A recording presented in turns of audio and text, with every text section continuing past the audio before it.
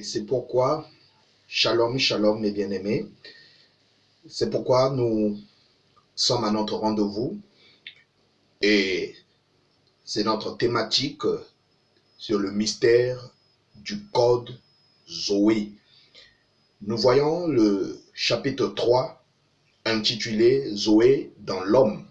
Nous avions d'abord vu le premier chapitre intitulé au commencement. Le deuxième chapitre, nous avons vu Zoé au milieu d'Israël. Et enfin, nous terminons avec le troisième chapitre, Zoé dans l'homme, mes bien-aimés.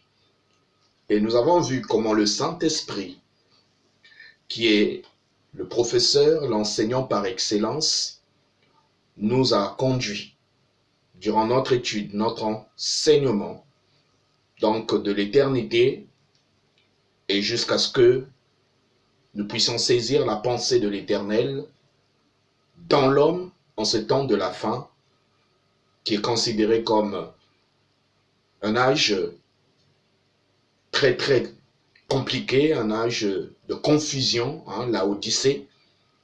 Mais Dieu également a prévu de réaliser des choses extraordinaires. Nous avons la foi qu'il y aura le réveil en cette génération.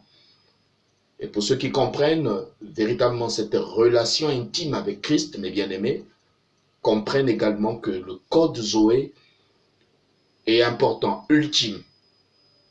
Et cela est en nous par la grâce de Dieu. Et c'est pourquoi, sans plus tarder, nous allons prendre nos Bibles dans le livre de Jean, chapitre 17, versets 2 à 3. Nous avions dit dès le début que c'est l'apôtre Jean qui a énormément parlé donc de la vie éternelle de Zoé. Et c'est pourquoi nous lisons Jean, chapitre 17, versets 2 à 3. Car la question de fond que nous nous posons toujours, c'est de savoir qu'est-ce que Zoé? Qu'est-ce que le code Zoé? Mes bien-aimés, c'est une question biblique qui doit avoir aussi une réponse biblique. Car toutes les questions bibliques ont des réponses bibliques. Et ici, c'est notre Seigneur qui parle. Après avoir ainsi parlé, Jésus leva les yeux au ciel et dit, « Père, l'heure est venue, glorifie ton Fils, afin que ton Fils te glorifie, selon que tu lui as donné pouvoir sur toute chair, afin qu'il accorde la vie éternelle à tous ceux que tu lui as donnés. Or, la vie éternelle, c'est qu'ils te connaissent, toi, le seul vrai Dieu, et celui que tu as envoyé, Jésus-Christ. Alléluia. Aujourd'hui, Zoé dans l'homme, c'est la réponse qui nous est donnée. Qu'est-ce que Zoé? C'est la vie éternelle. Mes bien-aimés, c'est de reconnaître qu'il n'y a qu'un seul Dieu et de reconnaître celui que Dieu a envoyé, Jésus-Christ. Alors, mes bien-aimés, nous comprenons que Dieu veut véritablement s'attacher à nous et que lui aussi souhaite que nous puissions nous attacher à lui. Ce n'est pas nous qui cherchons Dieu, c'est Dieu qui nous cherche. Dans son amour, nous étions dans le monde et il nous a rachetés. Romains chapitre 11 nous dit qu'il a aveuglé Israël afin que nous, qui sommes des nations, soyons rachetés et que nous soyons sauvés. Zoé, mes bien-aimés, est un don du ciel. Et cela est écrit, mes bien-aimés, dans Jean chapitre 3, versets 14 à 16, que nous lisons. Et comme Moïse éleva le serpent dans le désert, il faut de même que le Fils de l'homme soit élevé, afin que quiconque croit en lui ait la vie éternelle. Car Dieu a tant aimé le monde qu'il a donné son Fils unique, afin que quiconque croit en lui ne périsse point, mais qu'il ait la vie éternelle. Oui, mes bien-aimés, c'est un don. Oui, nous n'avons pas forcé, nous n'avons pas acheté, nous n'avons pas appliqué quoi que ce soit pour obtenir Zoé en nous, la vie éternelle. Non, c'est un don.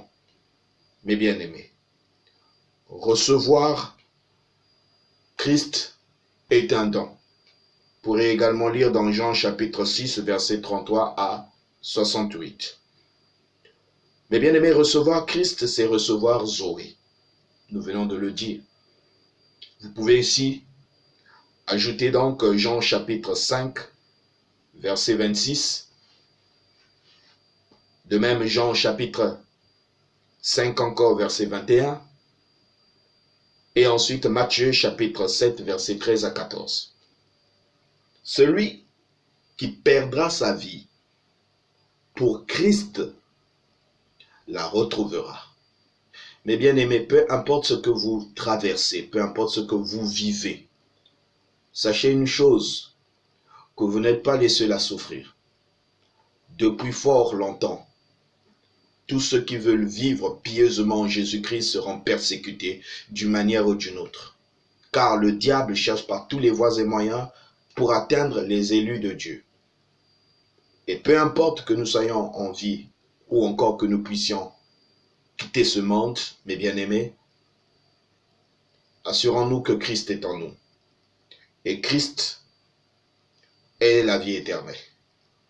C'est pourquoi perdre sa vie pour Christ, abandonner le monde pour Christ, mes bien-aimés, c'est recevoir la vie éternelle. Vous pourrez lire dans Matthieu chapitre 10, verset 39, Matthieu chapitre 19, verset 29, Matthieu chapitre 20, verset 28. La foi en Jésus-Christ vous donne accès à Zoé.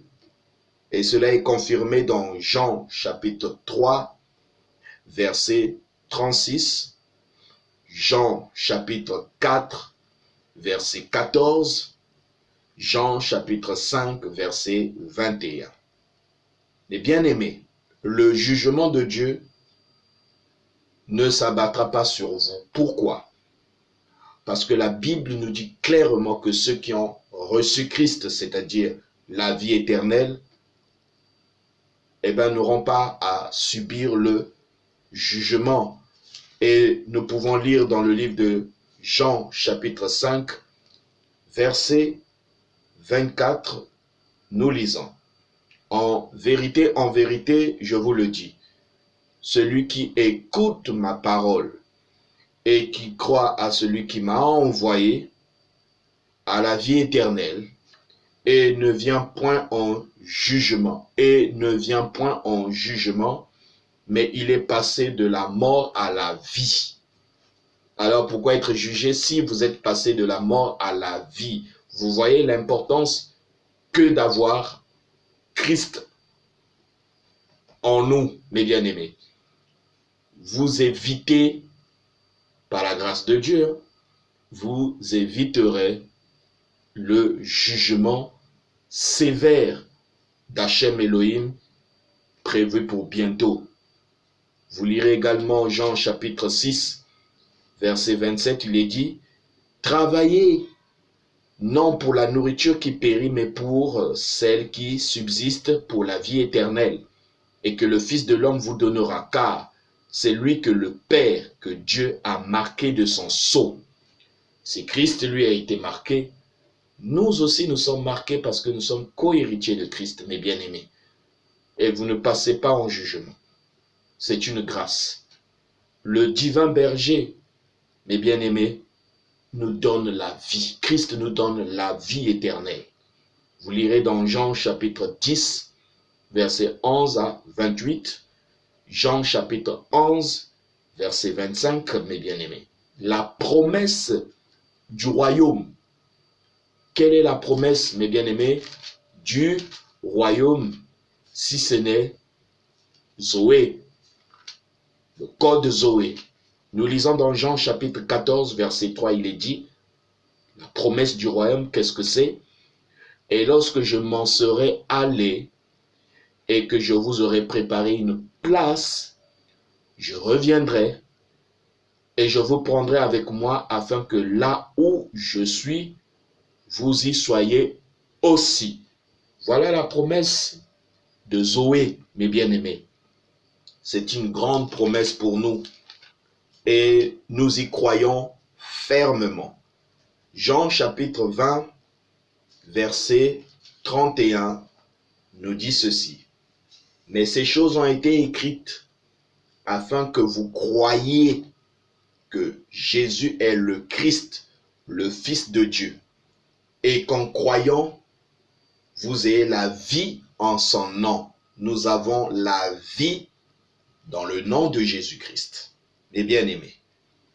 Et nous sommes libérés du péché, étant donné que Zoé est en nous, nous sommes libérés du péché qui est la mort, mes bien-aimés. Et la fin, c'est-à-dire notre fin, c'est que nous devenons des co-héritiers de Christ. Nous devenons des membres privilégiés du royaume. Vous lirez dans Romains chapitre 6, versets 19 à 22. De même, Romains chapitre 8, versets 2 à 11. 2 Corinthiens chapitre 5, verset 4. Galates chapitre 6, verset 8. Et Jude 21. Et bien aimé, celui qui vaincra,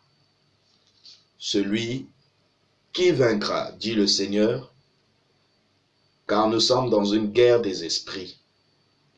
Nous rappelons que le diable est un esprit, mais Dieu est un esprit divin. Et donc il y a une différence entre la spiritualité et la divinité. Nous sommes donc dans une guerre des esprits. Nous sommes des esprits également, mais la seule différence avec le diable, c'est que nous sommes des esprits divins, à l'image et à la ressemblance de notre Dieu, notre Père, Hachem Elohim. Et Christ nous a apporté la vie éternelle. Donc nous ne passerons pas. Le jour de la rédemption est proche, nous irons au ciel, car en nous est marqué Zoé, et nous sommes scellés par le sceau du Saint-Esprit pour le jour de la rédemption. C'est pourquoi celui qui vaincra, vivra tout ce que la parole a déclaré pour les élus, pour les fils du royaume. C'est pourquoi nous allons lire pour terminer Apocalypse chapitre 2. Apocalypse chapitre 2, verset 7.